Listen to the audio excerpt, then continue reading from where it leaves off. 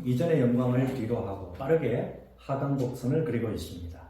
교회와 목회자에 대한 대사회적 공신력의 하락, 이것은 어제 오늘의 일이 아니죠. 교회에 대한 비난의 중심에는 한국교회의 전통적인 이미지라고 할 수 있는 청빈 개념의 상실, 이것이 자리하고 있습니다. 그리스도인들 역시 세상이 추구하고 있는 만몬주의의 물결을 따라가고 있다. 바로 이런 비난이죠. 청빈으로 일컬어지는 이 깨끗한 가난, 이 개념은 자본이 막강한 세력, 막강한 위세를 떨치고 있는 이 현실의 성도들에게 더 이상 매력적으로 다가가지 않는 것이 현실입니다. 사실 한국교회 성도들은 경험적으로 부와 가난에 대해서 양가 감정을 갖고 있죠. 한편으로는 세상의 부를 추구하지 말고 하늘의 신령한 것을 추구하라, 이런 설교를 듣고 있습니다.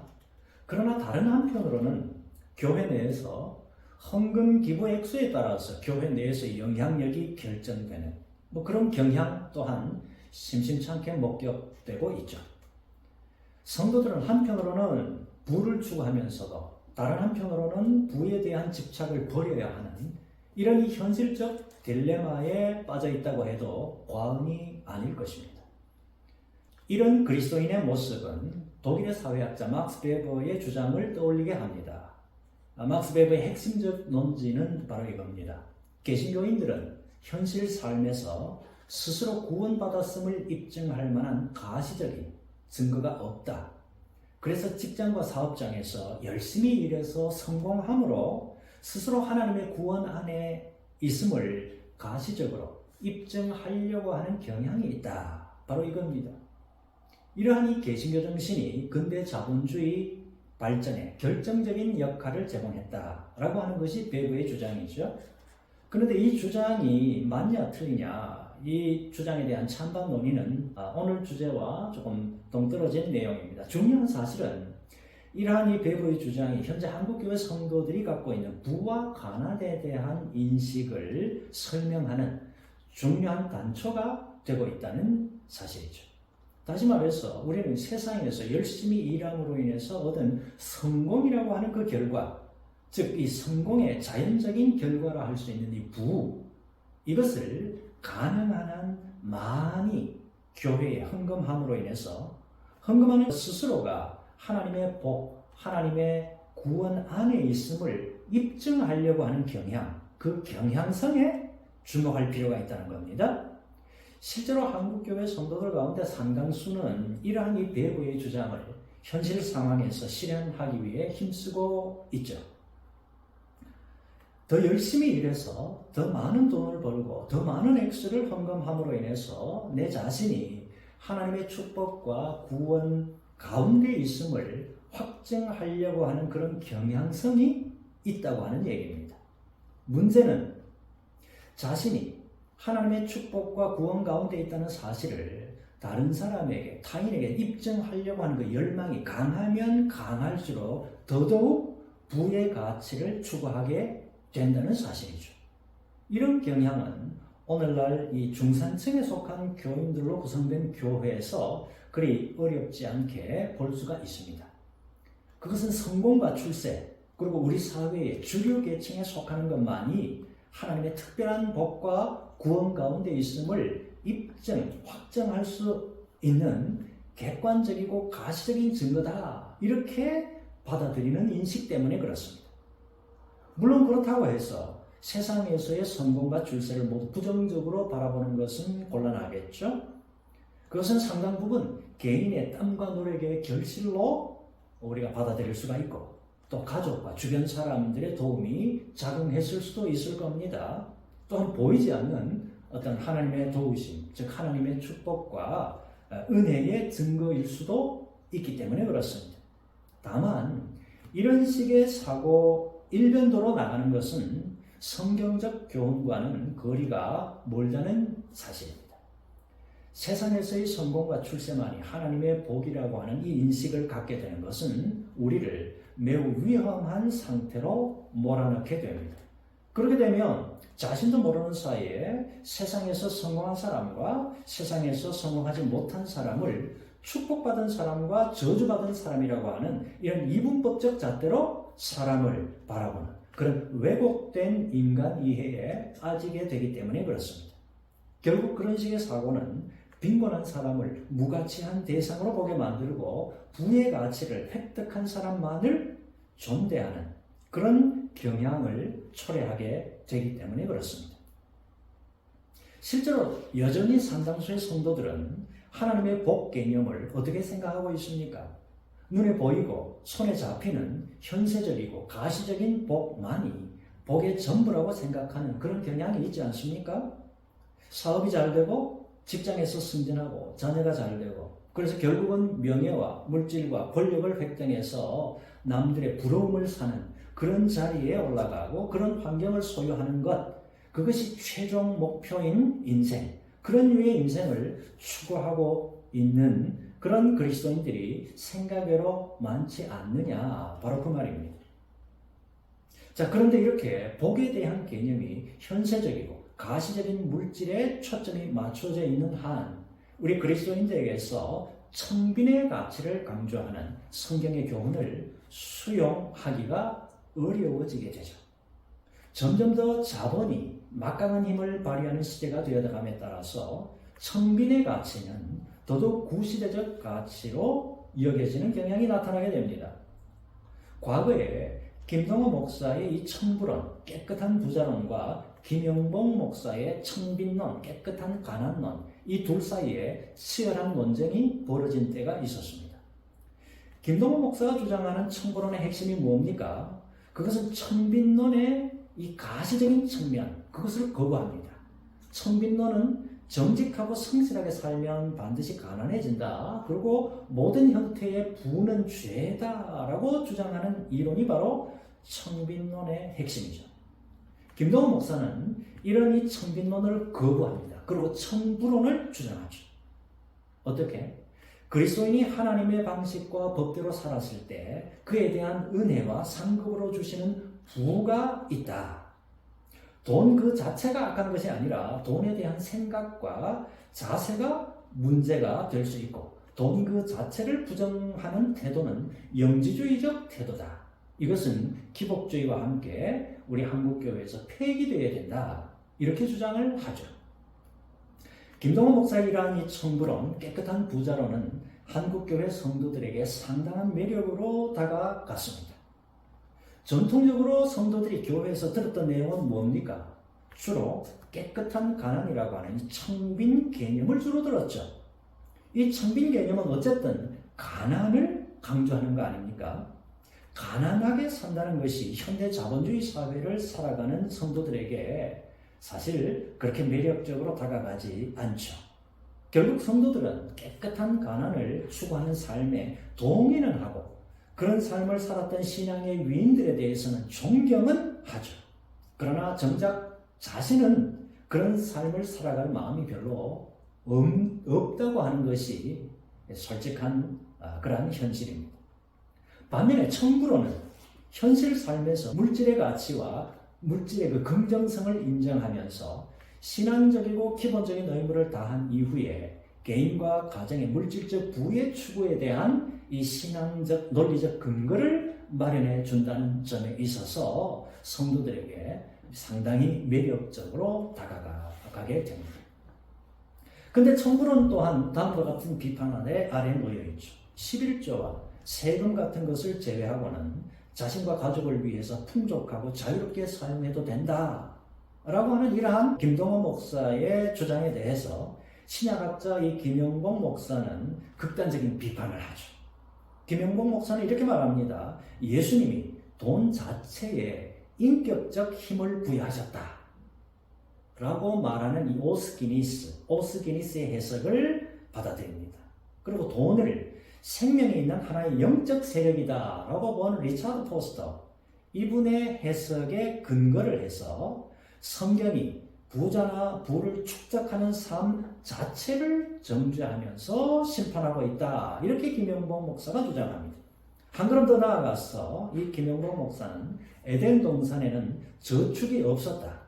그리고 그 저축은 하나님의 의지에 대항하는 것이다 라고 하는 이 자크 엘룰의 주장에 기대어서 목회자가 은퇴 이후를 대비해서 저축하는 것은 비자금의 조성이다 라고 하는 다소 극단적인 비판을 가하기까지 했습니다. 이처럼 청빈론자 김영봉 목사는 청부론이 그리스도인으로 하여금 더더욱 물질 추구의 삶을 정당화해주는 근거로 남용될 수 있다는 사실에 대해서 아주 염려하죠.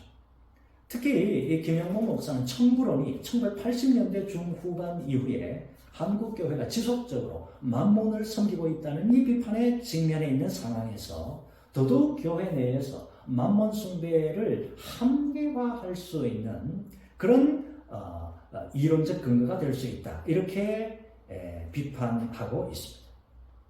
청부론과 청빈론 이 두 이론은 나름의 근거와 나름의 한계 또한 동시에 갖고 있습니다. 청빈론은 금욕주의적 경향 그리고 물질에 대한 어떤 소극적 이해를 하게 하죠. 물질을 통한 긍정적 가능성을 인정하지 않는 경향이 있습니다. 또한 서구 선진국들이 상당한 세금을 기반으로 해서 사회보장제도가 잘 되어 있는 그런 이 현실하고는 다르게 상대적으로 사회적 기반이 열악한 상태에 있는 우리나라의 경우에 저축과 같은 이 미래를 위한 준비까지도 부정적으로 보는 그런 시각은 지나친 인식이라고 할 수 있겠죠. 반면에 깨끗한 부자로 청부로는 개인이 누릴 수 있는 부에 대해서 지나치게 허용하는 그런 경향이 없지 않아 있습니다. 또 개인이 누릴 수 있는 이 부를 그리스도인의 삶의 목표 혹은 그리스도인이 누릴 수 있는 당위로 제기하고 있다는 그런 점이 한계로 지적되고 있습니다. 우리가 이런 논의를 함에 있어서 우리는 부의 형성 과정에 대해서도 우리가 주목할 필요가 있겠죠. 다시 말해서 현대사회에서 사회적 약자를 직간접적으로 억압하거나 착취하는 과정을 거치지 않고서도 부가 축적될 수 있는가? 이런 질문이 제기될 수 있다는 겁니다. 이런 문제 제기는 성경 이사야 53장 9절에 기반하고 있습니다. 거기서 이 이사야는 뭐라고 말하냐? 특정 부자와 특정 악인을 동일시하는 것이 아니라는 얘기죠. 당시 이스라엘의 일반적인 부자가 곧 일반적인 악인이라고 말하고 있다. 바로 그 얘기입니다. 결국 이런 해석은 억압적인 정치사회 구조 하에서는 모든 부자가 다 불의하다라고 하는 결론에 이르게 되죠. 이런 식으로 바라본다면 현대사회에서 모든 부자는 불의한 자로 낙인 찍힐 수밖에 없겠죠. 하지만 정치사회 구조를 과도하게 강조해서 모든 부자를 범죄자로 취급하는 태도 역시도 지나친 해석이 아닐 수가 없습니다. 경제 양극화가 극대화되고 있는 현대 자본주의 사회의 한계를 극복하기 위해서는 정치사회 구조적인 변화가 반드시 요구되고 있습니다. 그러나 동시에 부에 대한 개개인의 인식 전환 또한 필요한 것이 사실입니다. 이걸 위해서는 기독교의 이 청지기직 개념, 이것이 요청되죠. 청지기직 개념은 부를 포함해서 자신에게 주어진 모든 조건 여건을 하나님께서 자신에게 잠시 맡겨주셨다. 이 인식을 갖고 책임감 있게 사용해야 된다는 것을 우리에게 알려주고 있습니다. 이것은 자신에게 주어진 자원을 사용을 할 때 자신과 하나님과의 이 관계, 나 자신과 이웃과의 관계, 이것을 보다 깊이 고려할 필요가 있음을 의미합니다. 예로부터 가난은 나라님도 어쩔 수 없다. 이런 말이 있지 않습니까? 이런 말은 오늘날에도 여전히 통용되고 있습니다. 경제 양극화가 극단으로 치닫고 있는 현 시대를 고려하면 청지기직 개념의 실천, 이것은 우리 모든 그리스도인의 사명이라고 할 수가 있겠습니다. 우리 한국 사회와 한국 교회가 너무나도 만몬주의 사상에 젖어 있는 이 현실을 우리가 기억을 하면 청지기직 개념을 우리가 다시 한번 강조해야 할 필요가 있습니다. 모든 것이 내 것이 아니라 하나님의 것이라고 하는 그 생각에서 비로소 부를 만몬으로 숭배하지 않고 청지기적 삶을 살아갈 수가 있기 때문에 그렇습니다.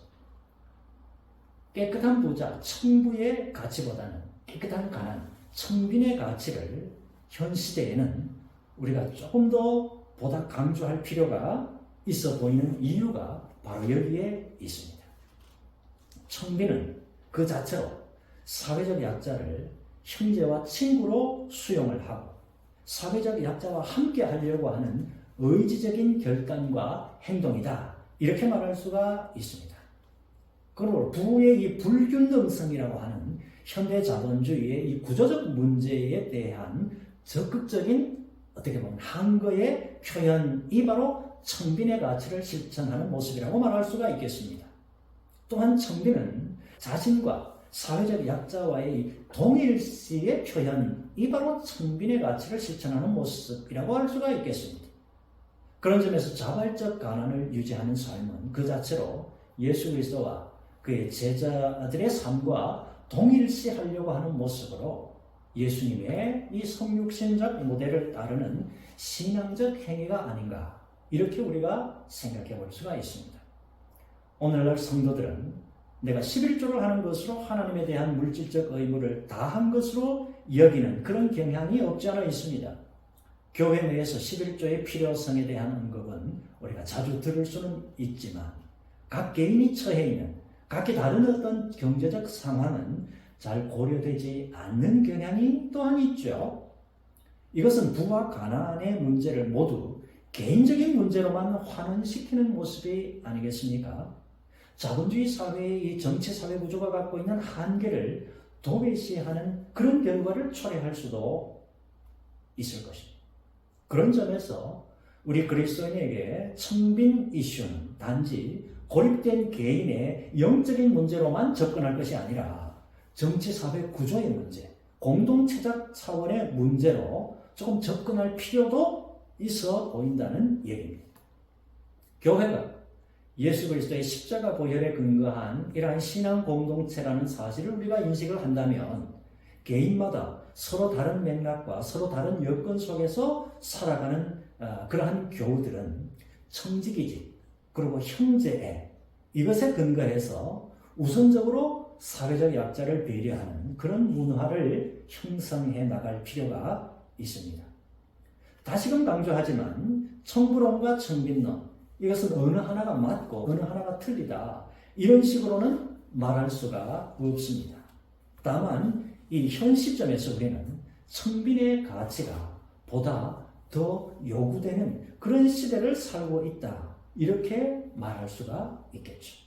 그리고 이러한 이 청빈의 실천 역시도 개인의 어떤 영적 차원에서만 실천할 것이 아니라 교회 공동체 전체를 고려하는 차원에서 그리고 사회적 약자를 배려하는 차원에서 그리고 자신과는 다른 조건과 다른 맥락에 있는 사람들을 보다 이해하자는 그런 차원에서 이 청빈의 가치를 시행하고 실천할 필요가 있지 않은가 그렇게 생각을 해봅니다. 오늘 우리가 깨끗한 가난 그리고 깨끗한 부자 청빈과 청부의 이 가치 이 부분에 대해서 우리 모두가 다시 한번 깊이 있는 성찰할 수 있는 그런 계기가 오늘 본 영상을 통해서 여러분 모두에게 이런 성찰의 계기가 되기를 바랍니다. 감사합니다.